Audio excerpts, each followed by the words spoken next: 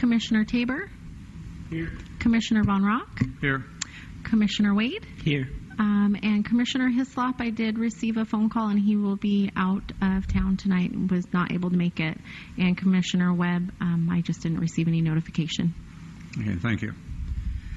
Okay, we have the minutes in front of us. Have you had a chance to review them? And if so, may we have a motion on them, please? Move to approve the minutes. Second. Okay, all those in agreement of accepting the minutes as presented, say aye. Aye. Aye. Okay, minutes are done for our February 11th meeting we had. Now we'll apparently go down to our commission business and our discussions. Nancy, you want to start with A? I will start. We're going to be just talking a little bit, and Janine Parker is here with us, city attorney, and she's going to be going over the medical marijuana and the changes that are going through the House right now. Whether or not, and then we'll need to decide whether or not we want to act on collective gardens and whether or not we want to even actually put that in our code, have some code language for it. So I'm going to turn it over to Janine for a few minutes. Okay. Well, then I just have very, very brief comments. I had some comments on the next item, but related to the medical marijuana, it looks like one of the bills is still in play that would, in effect, repeal those provisions of the state law that deal with collective gardens. I believe, what day is today? The 8th. I believe I think there was a public hearing scheduled for that, either the 7th or the 8th. So I haven't followed up to see what where that went from the public hearing. But as of last time I looked at the website late last week, it was still in play. So my recommendation at this point would be maybe to put that off for a month or so, kind of see what the legislature does and what the final bill looks like and when it's implemented, or if it's implemented, then if that would govern our discussion in terms of how we might want to look at the collective garden issue. Yeah, I'm with you on that. I called up there today on this, and the Senate Bill 5887 has been referred back to the House. They had their first reading today. Oh, was it? Okay, it's easier. So I knew they had the hearing on it, and that the other one, the 2149, looks like it may have died. Yeah, pretty much. But the other one was still in play, and it makes some changes to medical marijuana generally, but really does away with the collective garden system. So correct. That would be, I guess, my recommendation. Our recommendation at this point would be to maybe table it till a month or so, and kind of see what it makes sense to bring back. Okay, very good. Do we have a motion to table this to our next meeting? Second. Okay, all those in favor say aye. Aye. Aye. Okay, so it's tabled to our next one. Now we get down to the juicy one again here, low barrier housing.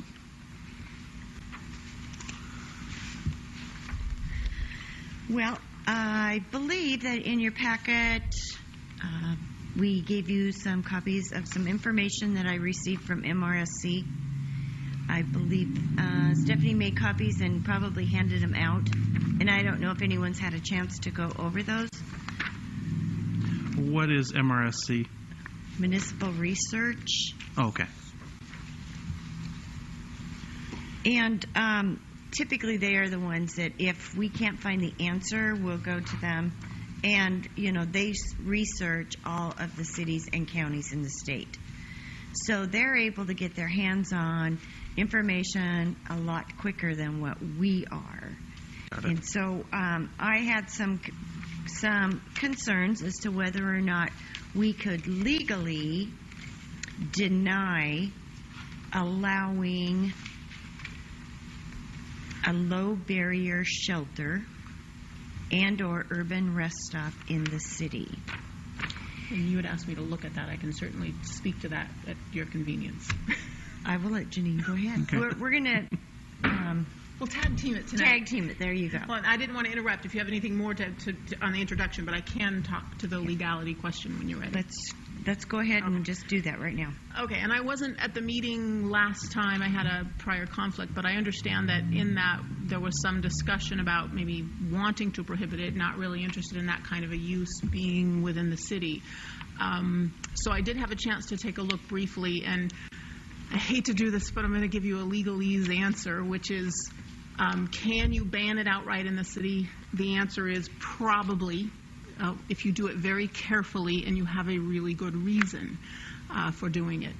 And there are several different, as you know, the city has pretty broad police powers for zoning and for regulating uses within the city. But there are limits on those, and there are ways that an ordinance or a zoning ordinance in particular can be challenged. A couple are an as-applied or a per se challenge, which means that it's illegal under any circumstance.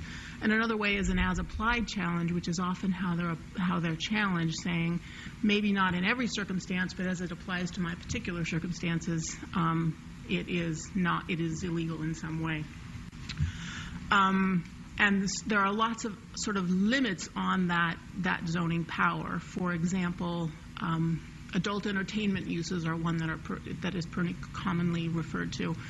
Those are not allowed to be prohibited outright because of the very strong First Amendment protected speech interest that's usually arguably in, or depending on your position, those kinds of sort of sexually oriented businesses.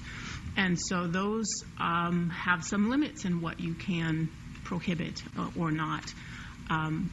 Religious land uses often have some additional prohibitions. There's sort of constitutional protections for an ordinance that would violate one of those First Amendment kind of things. Also, if it precludes a certain protected class of people. Another item that's commonly litigated are group homes, because sometimes those involve protected classes of disabled people, and so there are some limits on being able to prohibit those or how you can regulate those. And then there are also, in addition to the constitutional sort of limitations, there are statutory ones. I mean, we've just kind of been through the marijuana process, and we had the AG opinion saying, gosh, this state statutory scheme didn't intend to fully preempt a city's ability to regulate. But in certain cases, they do actually intend to preempt and can. An example is, and I didn't look up the specifics, but I know that there are limits to how mobile homes can be regulated and how they can be treated differently than regular homes, because there's a statutory preemption of that. So that there are lots of ways that a particular zoning ordinance can run afoul of these different limitations. And I did sort of some quick preliminary looking at this type of ordinance. I don't see, at first blush, any First Amendment protected speech issues.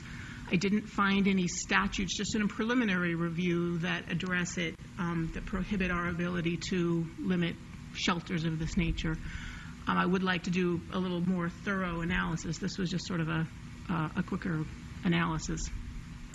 So the issue is that maybe and probably you can. There are different types of review depending on the challenge, and if it has to do with a protected speech or First Amendment issue or a protected class, the courts look very, very closely at it, and you actually have to have it narrowly tailored to a compelling interest and no other alternatives that would be less restrictive. That would be the sort of the highest level of review. Sort of the intermediate review, and what I suspect would apply here would be, is there a substantial interest, and is it reasonably related to that substantial interest? And then the sort of the general low level of review, is it just has to be rationally related to some legitimate purpose? So it depends on what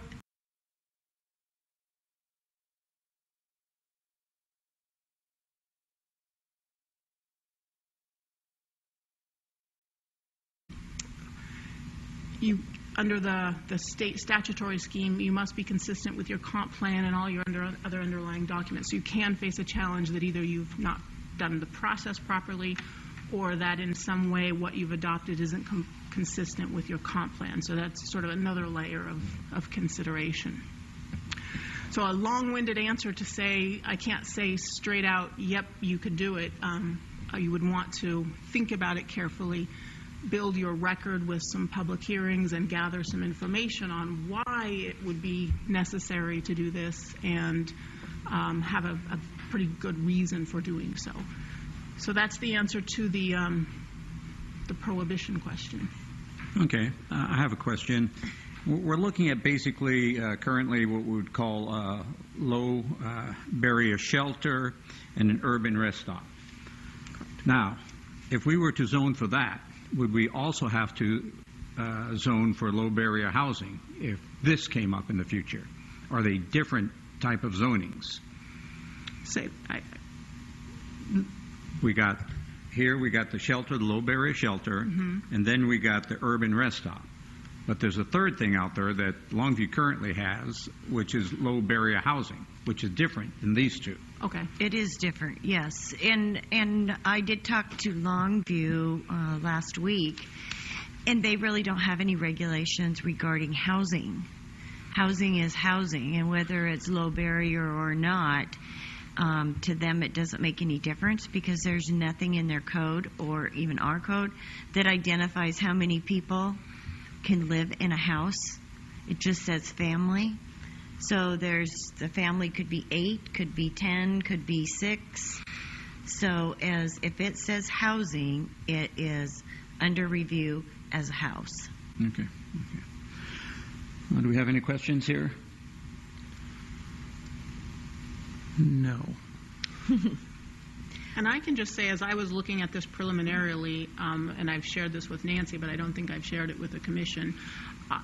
Right now, this is sort of an emerging use, an emerging way to address the homeless population to meet a need that I guess previously hasn't been met. And so in doing my initial review, and I think this is kind of backed up by the information that's in your packets related to MRSC, I don't think there's a clear, easy to apply, easy to enforce definition of low barrier housing. I mean, we have what we used for the moratorium and kind of what the premise that we're working on, but I think in looking at it globally, we would be put in a position where the planning staff would be kind of deciding, okay, are 2 barriers low barrier? Are 3 barriers low barrier? Is this a barrier or is this not a barrier? And really getting into the details of the operation of the shelter or the housing, whichever the case may be. And so I sort of, in my thinking about enforcement and how to apply it practically, it made sense to me to kind of look at overall at how we do these kinds of uses and define them broadly, but perhaps use a conditional use permit or something where there's a hearing process and somebody to actually, look at some distance requirements, some extra security requirements, list out those things in your code, and then have the matter go to a hearings examiner in a full quasi-judicial process, and actually put whatever conditions to that particular permit that's based on the application. So if it's low barrier, or if it's partial low barrier, or whatever that application has, the conditions can be crafted around what they're actually going to be doing at the shelter, and that would allow this to maybe evolve a little bit with this new emerging use. So that was kind of my initial thought, that a conditional use permit might be a good way to address not only low barrier, but maybe transitional housing generally. Okay. Yeah, I have both questions and concerns. Something that just struck me as being really a question is are we looking at low barrier any different than we would, say, at a cheap motel? I mean, there's a cheap motel versus the Ritz-Carlton. You have an economic difference between a temporary stay, but really somebody's going to have to afford the cost for that. So that's really kind of on the other side of the coin. But the difference is is purely economics. I mean, it's and if we're creating a special zone based on economic interest, that concerns me. That doesn't seem like a I'm losing words.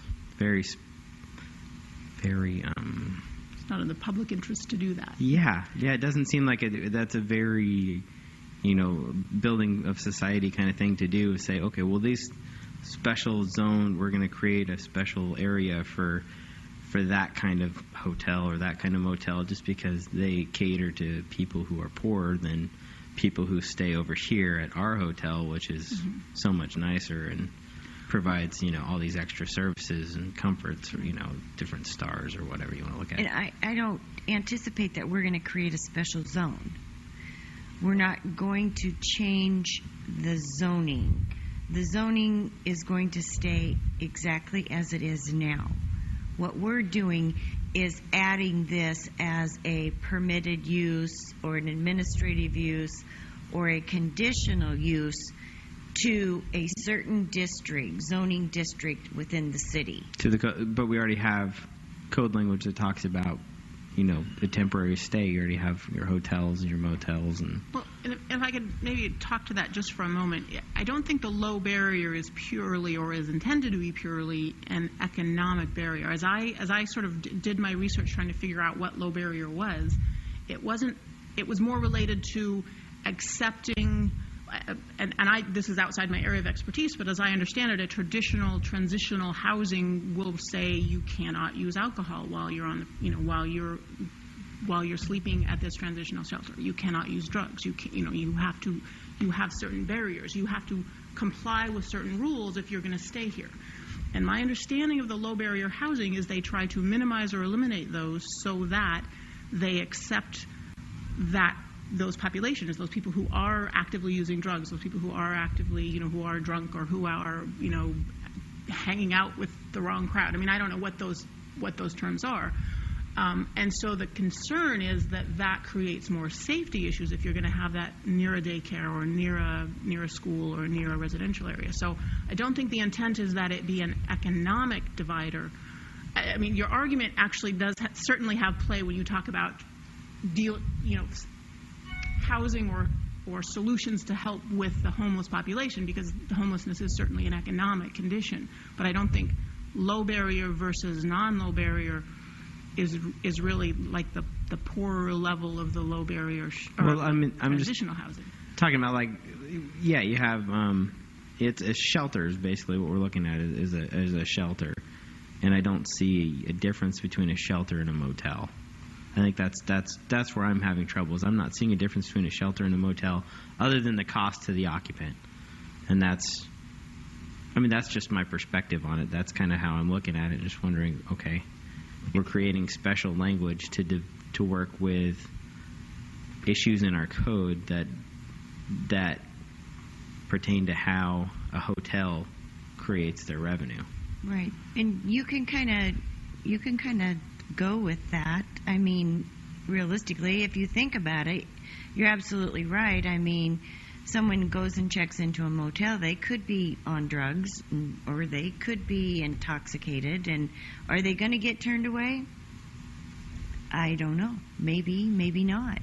Where this low barrier shelter, they would not get turned away. They would be allowed to come in there. It would not cost them any money to go in there, because the whole purpose is to get them off of the street and to hopefully be able to reconnect with them and get them to seek some type of guidance, some type of counseling, whether it happens one time and it clicks or 50 times.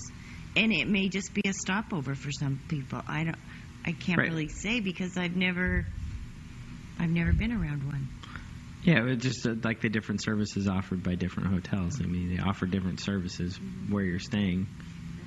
So it's just a different service that's offered in a temporary stop. Yeah, but with that in mind, hotels can deny. Low barrier shelters or urban rest stops cannot. So someone could be there and be a pedophiler. They could be on drugs. They could be drunk or whatever. And they cannot be denied access to these. So there are, differences in that sense. I don't, I'm not against having these here, but I'm certainly interested in providing, just like as we look at our zoning today. We made zoning for marijuana usage. And we didn't say just because someone who lives in town can grow things or manufacture things or sell things within the city limits. So we said zoning that this particular thing cannot be within a certain distance of the 1,200 square foot thing. Mm-hmm. So we made provisions for this group not to be here. And same was the, we'll call it adult usage. It cannot be here. It has to be out. So we've set criterias based on, at least in my opinion, what's good for the community or the city itself by having certain restrictions.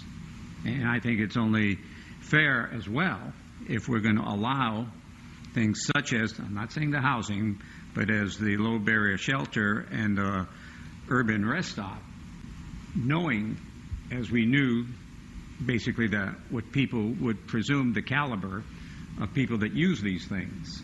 So that's why the adult entertainment and the marijuana things were put in a way, far enough away, where it wouldn't be a problem.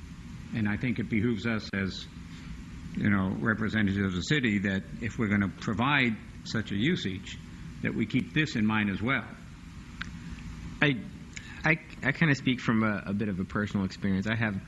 I worked as a caretaker for a while, or caregiver for a while, and one of the ladies I worked with, her husband had lost his job, and they'd found themselves in a rough situation and found themselves living at the Broadway house. And because our employer found out about that, she lost her job. And that was pretty ugly from my perspective, because it wasn't like a high-paying wage job, a high-wage job. And she wasn't, somebody who was using drugs or, it wasn't allowing that in her house. That wasn't, the character of her family and who they were. They just fell on hard times, and that's where they had to find themselves, was in a homeless shelter. And so I don't really see, I see a difference in separating out the behavioral uses. Certainly the sexually oriented business area is a behavioral issue. Certainly, marijuana usage is a medical and a behavioral area. I mean, those are issues. Growing it and processing it and developing it, those are all behavioral. That's an action that people choose. Yeah, same as people who choose to be on drugs, right? Who choose to be a pedophile, who choose to an alcoholic. They choose these things, so that's right. A behavioral problem as well.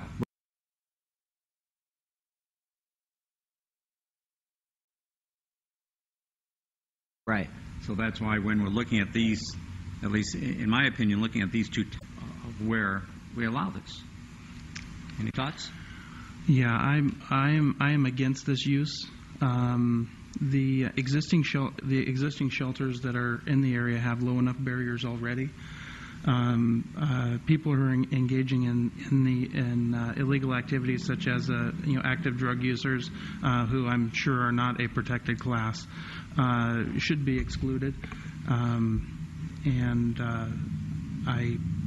I said, I'm against this use. Okay. Yeah, I agree. I think this is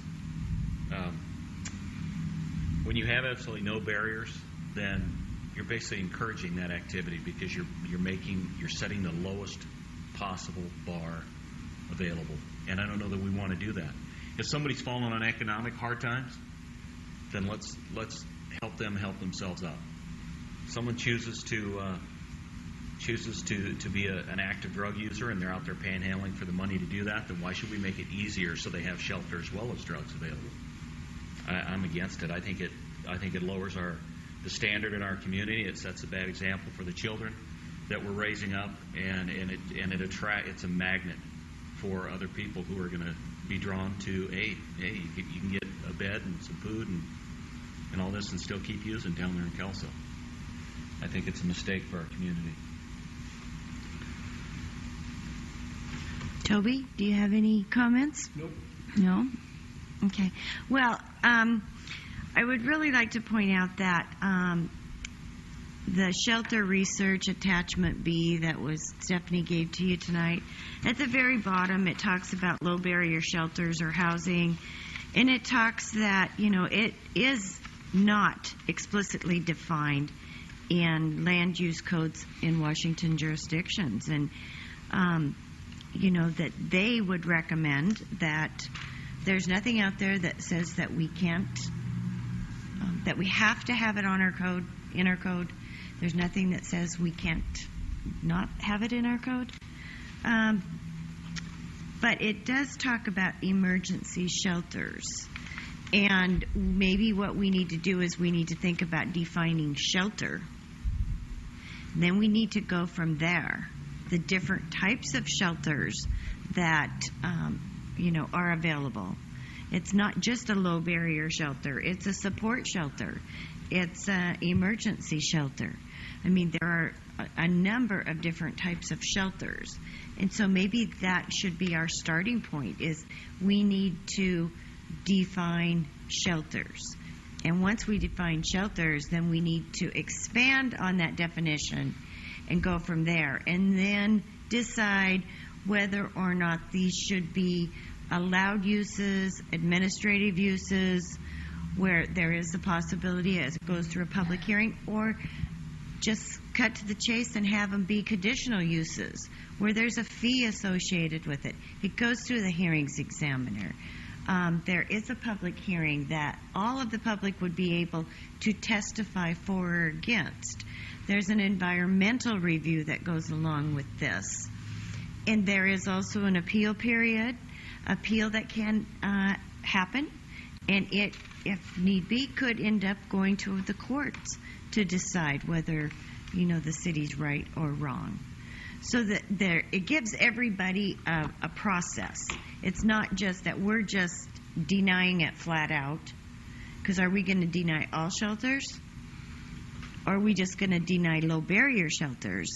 I mean, so there's a whole lot of things that we need to process and we need to work on before we can just say we're not going to allow it. And I think I'd like to second that a little bit.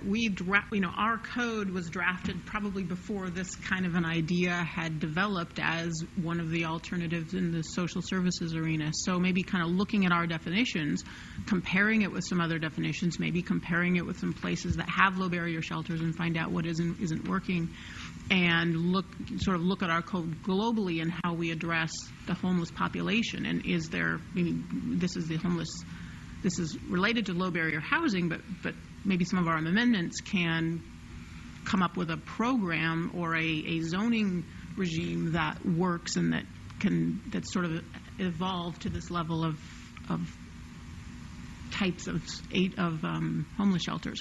And what that would do is, in the event that at the end of the day it is the recommendation of the Planning Commission not to go forward with issues, we still need to develop, as I was saying earlier, the record as to the reasoning and the findings of fact to support it. And you haven't had the benefit of the strong public comment that certainly happened at the city council level that necessitated this coming to you, and maybe sort of opening those doors and hearing from both sides and determining sort of how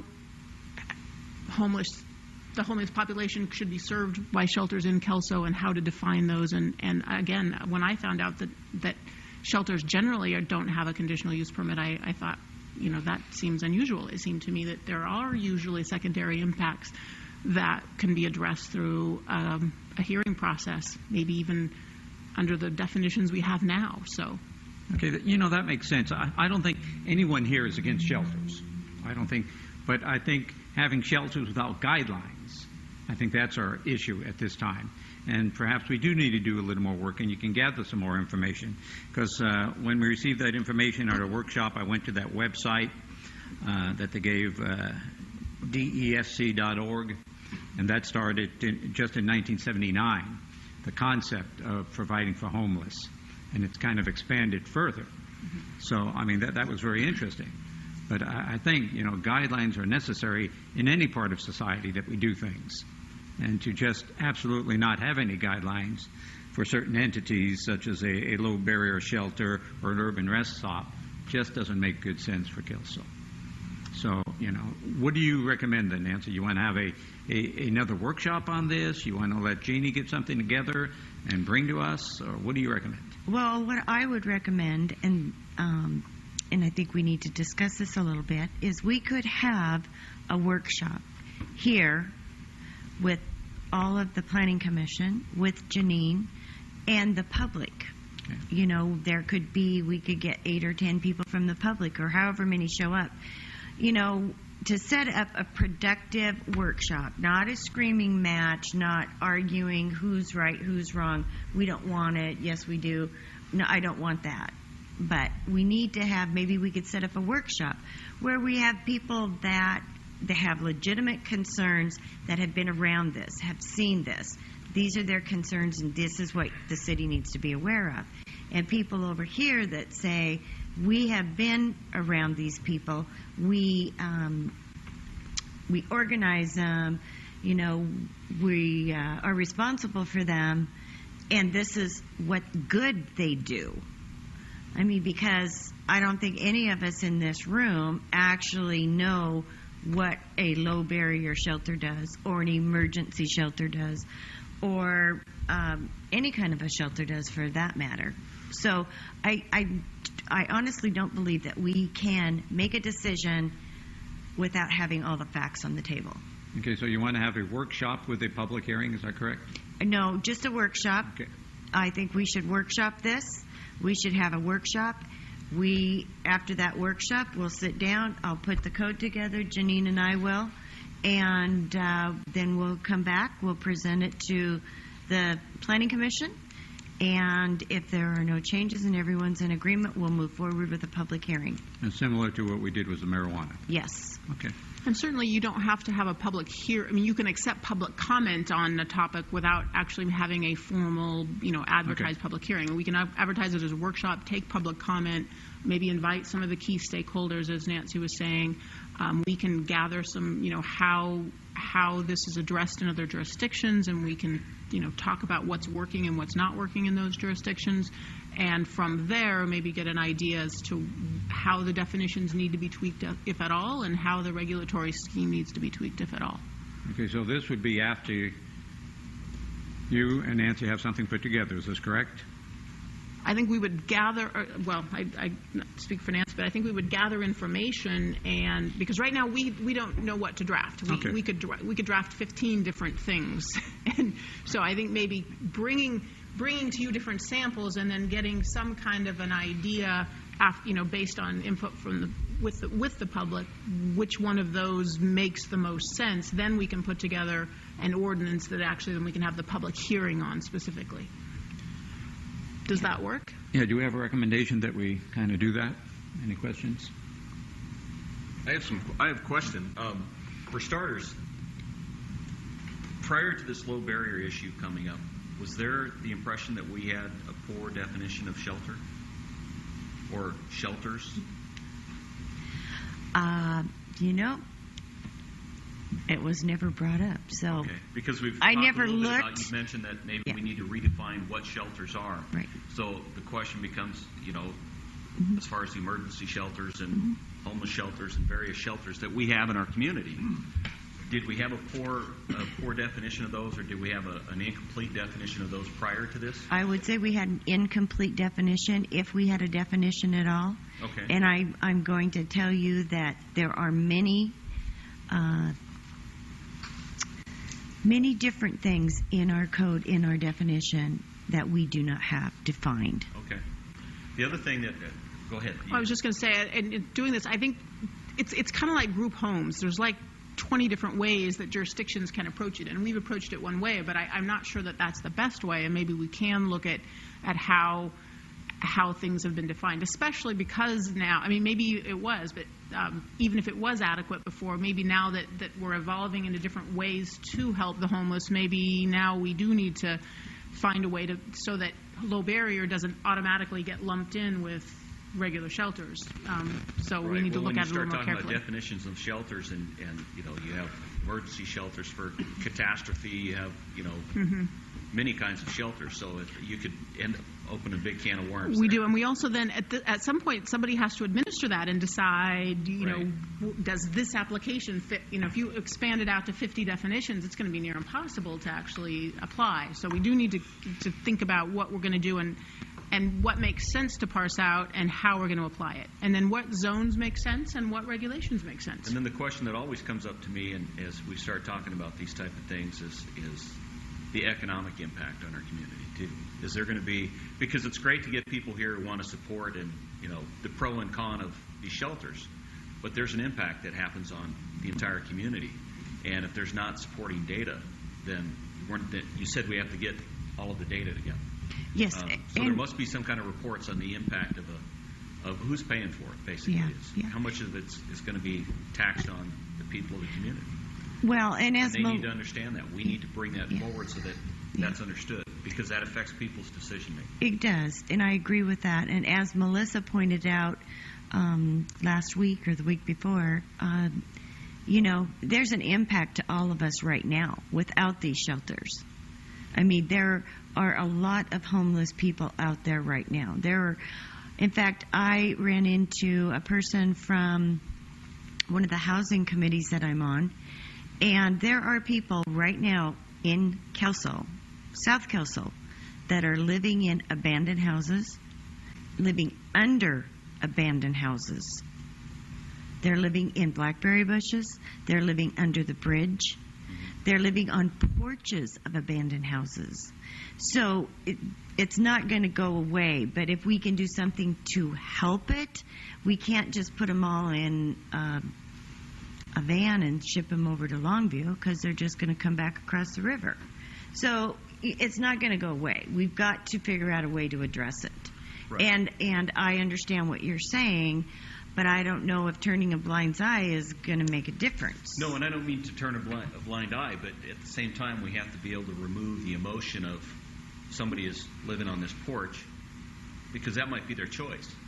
But to ask me to pay for it creates a whole different choice there, right? Or the community as a whole. So we have to be aware of those things, and it's always best if you can put all the facts out there, not just a few of them. Because some of the numbers that we were told, to me, were somewhat suspect. They were pretty large, and that person living on a porch is not costing us $40,000 a year. So, as a community. So. Yeah, and I see where you're coming from, Nancy, and I think what was spoken here is we're speaking of a different group of people, of someone living on a porch or under a house or, wherever they're living, versus someone that are on drugs, because someone who's living under a house necessarily isn't going to be going to the urban rest stop or the low barrier housing, because it's not set up for that group of people. That's a different group of people that would normally go into a low barrier housing if it was available. So we got a lot of things that are separate here. There are a lot of issues, there's a lot of stuff that has to be worked out before. I don't think it's a quick process by any means. I agree. So do we agree that we just turn this back to Nancy and Jeannie and let them come up with something? All those in favor say aye. Aye. You got it. Do we have anything thank you, else on I this think. topic then? Lucky us. Yeah. Can you send maybe I missed this last time, but the email you have here we got today has links and stuff. Can we have that emailed to us so we can check it out I will do that. from the MRSC? So it has links to different websites and stuff. Yeah. I will definitely do that. Janine and I will get together. We'll put our heads together. We'll see. I do know that in Olympia they do have a low barrier shelter, or they're actually putting one together, and possibly an urban rest stop. I will see if it's possible to get a hold of someone from up there, and maybe someone from the city can come and talk to us a little bit about their process. Okay. Is that a comment against politicians and how many are up there? No, I don't think so. Okay. I think we're done on the low barrier housing, so I'm going to want to kind of go back on our agenda since some citizens came in. Do you have any business you would like to discuss with us? I mean, is anything, so you're just interested in that, nothing beyond that at this time? Okay, thank you. Then we'll go back, and I think we're on C now, Nancy. Use permitted versus administrative versus conditional. Right. And I just wanted to go over the different types of uses there are to make sure that we all understand. Permitted use means that it is actually just what it says. It is a permitted use. You come into the front counter, you apply for your building permit. We do a site plan review. The permit application goes through the whole complete process. There's not notification to adjacent property owners. There's not any type of public notification whatsoever on a permitted use. Okay. On an administrative use, Can you give an example? like McDonald's, where they just tore down their building, put in a new one, a permitted use. There's no notification whatsoever. So that's a commercial zone, and they were a permitted use within that zone, and so they didn't have to go in. There were no additional conditions that were put on the permit other than Your the normal. The site plan process. Your normal conditions. Yeah, or like if he wishes to remodel his house. Exactly. Permitted use. You could just go in and go through the normal process. Or you had a vacant lot and you wanted to build a house. Or you had an existing commercial building and a new business was going to move in. That would be another type of permitted use. Administrative uses are those uses that need a different level of review, so they go before the administrative official. The administrative official will look at what it is that you are doing. There is a fee that's associated with that. It is a $400 fee. There's no guarantee that application will be approved. It's just more thoroughly reviewed. We actually route that paperwork to the fire department, the police department, the building department, the planning department, and the engineering department for their review and comment on what it is that they're proposing to do. And when it goes to those places, that's what's called a staff review. Is that what that's called? That's an internal review, yes. Internal review. Okay. Yes. And so there can be conditions added to that permit. The permitted use, they're called ministerial permits. If they comply with what the ordinance says, the permit is issued. You can't deny it, or it would be an improper denial. An administrative use, once it's routed for that review, let's say the fire department does have a concern or one of the departments does, you can actually, the administrative official can impose a condition that's, it's got to be reasonable, it's got to be related to the issue, but they can actually impose conditions on that permit. You have an example on that too? Right off the top of my head, I'm thinking there was a home occupation up off of 7th, I believe it was, went through an administrative review. And there is also, through the administrative review, there's a public notification. We notify property owners within 300 feet that this is what the applicant has applied to do.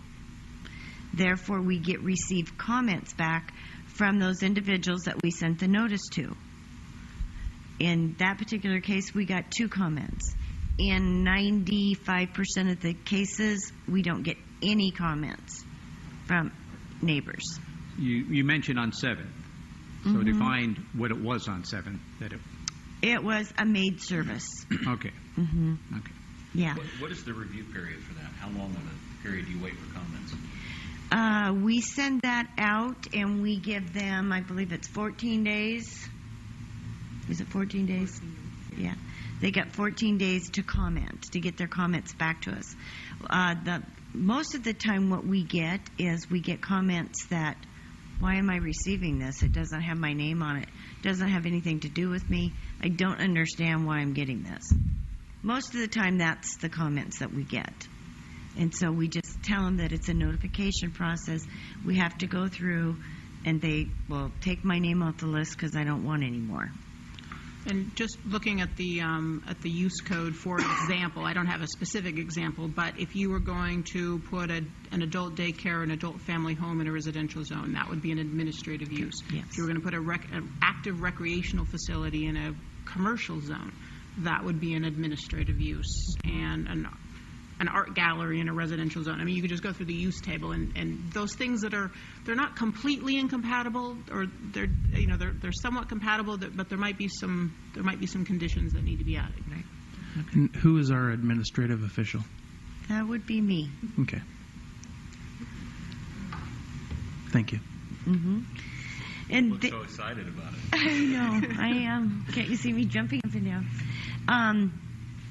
Once we receive those comments back, then the administrative official will make a determination whether or not they should deny it, whether or not they should approve it with conditions, or whether they should approve it without any conditions. 9 times out of 10, it's typically approved with conditions. And the applicant receives a copy of the approval, the staff report, with the conditions. And anyone that wrote a letter regarding this application receives a copy of that staff report with the noted conditions. Therefore, it gives not only the applicant the opportunity to appeal the administrative official's decision, it also gives, a potential person that's against it, I guess you'd say, to appeal that decision. If they participated in the record. Yes, they have to participate in the record. Okay, and then when you get down to conditional? Conditional is there's typically a environmental checklist that's completed. There's the application. We do exactly the same thing except for we actually post the property. We physically go to the site and post the property. We notify property owners within 300 feet. We advertise, which I did forget to tell you, we do advertise in the paper, the local paper, on administrative uses, and we would advertise on conditional uses as well. Is there additional cost for this? Yes. So what would be The fee is, I believe it's $1,000. It goes to the hearings examiner. And there's a full quasi-judicial public hearing. So this is complete separate from the administration one. So Yes. it wouldn't be 1,000 plus the 400. It's just 1,000. It's $1,000, yes. Mm-hmm. Thank you. And then the SEPA checklist is another $750. And that's all part of the conditional one. Yes. Okay. And I guess if it wasn't already categorically exempt, it would need a SEPA. And if that would sort of depend on our SEPA rules, whether or not it would need that SEPA checklist. Yeah. That would be a separate analysis. Okay. But 9 times out of 10, it's typically, and you run one public hearing, so if you had an environmental review and a conditional use permit, and for whatever reason you ran your environmental review and somebody wanted to appeal that, they would have to appeal all of it at once, because you could only have one public hearing. Right. So they're concurrent. Concurrent, yes. And would there be any additional cost if there was a challenge? Yes. Okay. Yeah. There's an appeal fee that has to be paid, and, and then if they don't like that, then it could go to the courts. Okay. And then there's what's another the fee. example of the conditional? I mean, maybe you said it, I didn't hear. Well, an example would be if we did a low barrier shelter, we'd have to take it to a public hearing, and the hearings examiner would make the decision, and his decision is in writing. He takes testimony from each and every person that is at the public hearing. It's a public hearing that would be held in this room. An example of one is the Victory Center. It was not a conditional use, but it was a public hearing with the hearings examiner, and it was regarding the interpretation of the code, I believe. Yeah, that was actually an appeal of an administrative interpretation. Yes. So that wasn't a conditional use permit. Yeah. That was an appeal of a.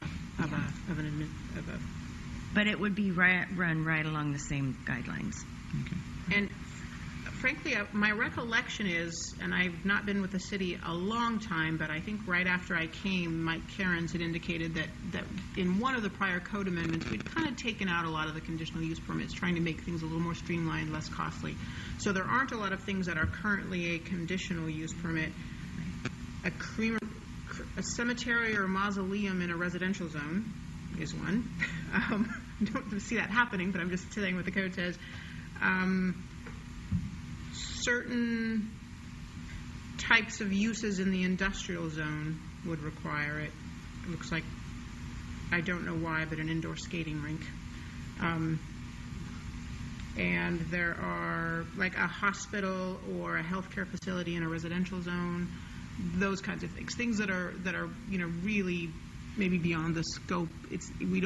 There are maybe some of those First Amendment or constitutional or good public policy reasons why they might want to be in those zones, or they're protected in some way. So you want to be but they're not. There's probably going to be some incompatibilities. So you want to have the ability to add conditions to that to address those incompatibilities. Okay. Any other questions on this?